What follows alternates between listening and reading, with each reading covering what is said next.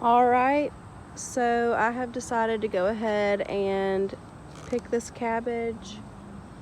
There are signs of cabbage worms, and here's one right here. I have picked so many worms off of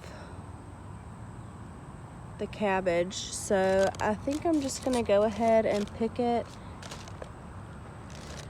That way I don't have to worry about coming out here and picking worms off every day.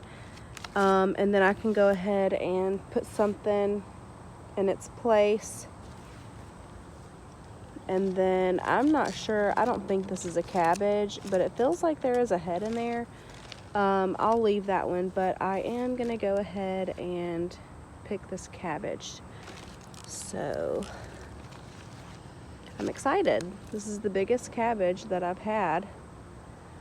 All the ones that I planted out in the garden did not make it in the fall. I've learned my lesson and I know what I did wrong, so this is pretty exciting.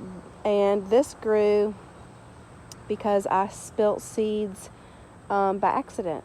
So I'm not sure what kind it is because I don't know what seeds I spilt. So I'm gonna go ahead and pick this cabbage. I'm really excited about it.